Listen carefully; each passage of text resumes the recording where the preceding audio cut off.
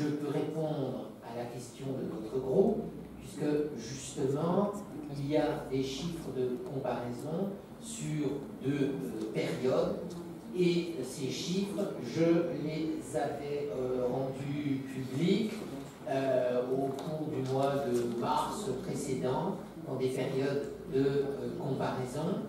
Je les répète, mais vous les retrouverez dans le magazine. S'agissant d'abord des gardes à vue, vous savez que le système de centralisation s'applique à la fois pour les services qui font les enquêtes et pour les services qui font les patrouilles. Ce ne sont pas, grosso modo, on ne va pas rentrer dans les détails, les mêmes services.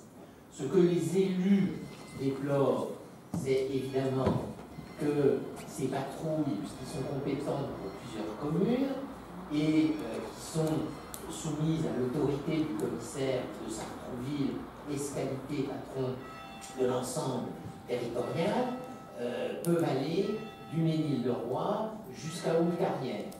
Et nous répétons qu'il faut envisager un autre mode de fonctionnement, sinon il peut y avoir des risques de ramification. C'est d'ailleurs pour cela que nous avons fait des progrès avec l'usage de la police municipale, et notamment une police municipale qui aujourd'hui fonctionne 7 jours sur 7, et la multiplication des caméras. Là, je vous renvoie à un article qui vient d'être publié. En ce qui concerne maintenant les enquêtes, il y a effectivement une centralisation, puisque malheureusement, il y a une unité de la délinquance au-delà des différentes communes, et j'observe qu'une période est terminée. Vous aviez en 2015 donc 115 personnes qui avaient été placées en garde à vue grâce à l'intervention des services pour simplifier de police judiciaire, et qu'en 2016, nous en avions 175.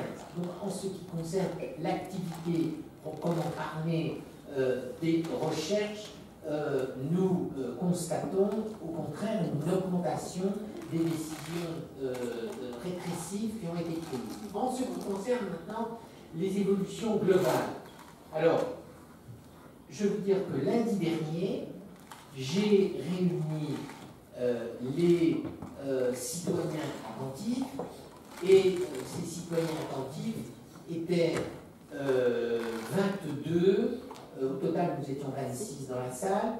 Je vous rappelle qu'il y en a 77 qui ont accepté d'être citoyens attentifs, ce qui est pas mal, mais nous comprenons évidemment que lorsqu'ils se sont engagés, ils m'ont bien dit on s'engage, mais nous viendrons si nous pouvons. Mais 22 sur 77, j'estime que c'est un bon résultat. Globalement, nos citoyens attentifs ont fait remonter 2 messages. Premier message, les plus grands nombres d'infractions, ce sont les infractions au code de la route, à la circulation. Et j'observe que le maire, dès le mois de juin, avait demandé à la police municipale et à la police nationale de faire un effort sur la répression des feux rouges non respectés, des stops non respectés, des sens interdits non respectés. Ça, c'est un vrai problème. Pour l'instant, une campagne est en cours, une autre campagne débutera en octobre. Je vous donnerai les chiffres, mais c'est un vrai problème. Le deuxième point qui a été abordé, c'est la délinquance du quotidien au sens de la vie quotidienne, essentiellement les bruits et tout ce qui peut constituer des nuisances. C'est un troisième point. Quatrième et dernier point, une vue d'ensemble. Alors ça, je regarde quand même mes notes, je connais quand même pas par cœur. On pouvait, sur les 2 périodes, voir une évolution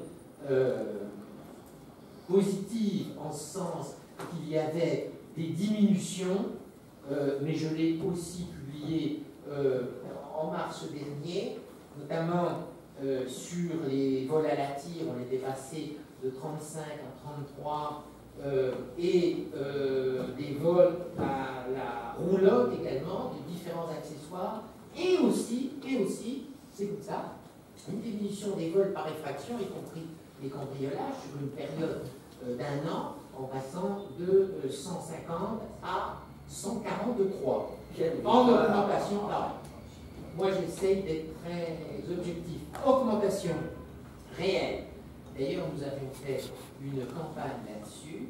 C'est d'abord les infractions, comment on va dire, escroquerie, abus de confiance, tout ce qui est des manœuvres. Et là, il y a eu effectivement une période comparée 83 et ensuite on est passé à 104. J'en avais fait un article et on a multiplié en faisant passer le message d'une plus grande attention. Maisons-Laffitte, on n'y peut rien, c'est une ville où effectivement vous avez une délinquance d'astuce ou d'intelligence qui constitue un vrai problème. Encore faut-il que les citoyens ouvrent leurs portes et acceptent d'entrer dans le système. Justement. Et s'ils ouvrent la porte, les personnes âgées, les personnes vulnérables, mais il n'y a pas qu'elles, et il peut avoir un problème. Également, je dirais qu'il y avait aussi une augmentation de vol de véhicules de 15% sur les mêmes périodes. Donc voilà, nous referons un point dans le cadre du Conseil de la lutte contre la délinquance, mais voilà des chiffres qui servent de comparaison. Nous n'allons pas évidemment baisser la garde, nous allons prendre des initiatives, tant sur les patrouilles que nous allons organiser avec la police municipale. Je vous signale que cet été, il y a eu plus de 75 habitations et logements qui ont été déclarés. Les policiers municipaux ont fait des patrouilles dans le cadre de la surveillance, et c'est comme ça, mais c'était vrai aussi l'année dernière. Aucune infraction n'a été commise contre ces habitations. Ça, c'est un élément objectif, puisqu'ils enregistrent les sites, passages, etc. Donc ça, c'est la première chose. Et puis la deuxième chose, alors on essaiera d'augmenter, on va voir si on peut, on a des contraintes budgétaires, évidemment. La deuxième chose, c'est la lutte contre les infractions du code de la route, parce que ça peut pas, ça peut entraîner des morts et des blessés. Il y aura des opérations au mois d'octobre, j'en dis pas plus, puisque la surprise fait partie des conditions de résultat. Voilà ce qui est bien vous dire. Bien, alors je vais quand même ajouter un point. Premièrement, la question est mal posée, parce que il ne s'agit pas du transfert du commissariat à Sartrouville. Il n'y a pas de transfert de commissariat, le commissariat est toujours ici. Simplement, le commissaire qui commande, oui, Sartrouville, Maisons-Laffitte et Ménil-le-Roi, et bien sûr a un bureau à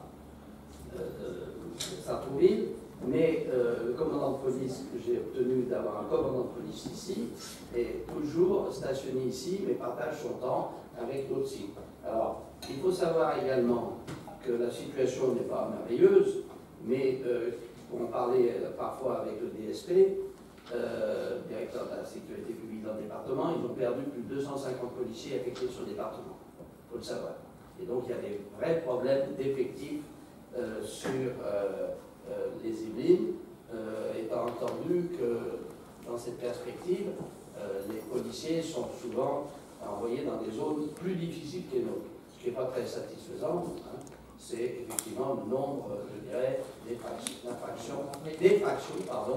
le chiffre 150 qui dépend à 143, il ne faut pas dire que ce soit satisfaisant. Je m'en suis déjà véritablement enquis auprès du commissaire en disant que ce n'était pas satisfaisant et qu'il n'y avait pas de quoi d'être fier. Alors, l'hippodrome, qui pose la question? C'est moi, monsieur le maire. Allez-y. Donc, France Gallo a missionné Patrick Pelouse pour essayer donc, de construire un projet. Il semble donc que sa mission avance. Et sauf erreur de ma part, la mairie s'est engagée à faire une étude de faisabilité sur un lieu d'innovation pour l'hippodrome. Donc je voulais avoir des informations. Il y a déjà ouvrier du travail. Par ailleurs, la région lance des appels à projets pour des lieux d'innovation. Donc est-ce qu'on fera appel, s'inscrira dans ces appels à projets de la région? Et ensuite, vous aviez évoqué lors d'un précédent conseil municipal que le service hippique avait recruté une stagiaire en master, et donc elle travaillait et faisait un rapport. Et donc, on voulait savoir où on est sur l'étude et si on pouvait avoir connaissance. Sur le dernier point, c'est très simple, ça dépend de la stagiaire. C'est elle qui a les droits d'auteur, donc on va lui demander si elle accepte de vous le donner. C'est aussi simple que ça. Alors, je recrute sur des stagiaires, normalement les travaux de Je suis stagiaires... désolé, il y a une différence entre ce qui est, je dirais, la destination en ce qui concerne l'exploitation et en ce qui concerne les droits d'auteur. A priori, elle devrait le faire, mais nous sommes en train de lui demander, et Mme de Valenda va le faire. Je reviens donc sur la première partie. Effectivement, nous avons donc entamé une intéressante mission avec Patrick Fellouz, que je remercie. Nous sommes en totale entente avec lui et nous avançons. Nous avons donc lancé aujourd'hui un diagnostic de potentialité sur le site de l'hippodrome. Le problème est le suivant, c'est que nous avons un équipement qui est sous-utilisé et donc l'objectif est de savoir comment nous pouvons avoir des activités complémentaires qui viendront, et ça c'est un point important, mais ce n'est pas encore acté, je ne sais pas encore comment ça va être acté, c'est-à-dire que l'argent qui sera dégagé sur ce site resterait à Maison Lafitte pour tempérer, bien évidemment, le déficit par ailleurs.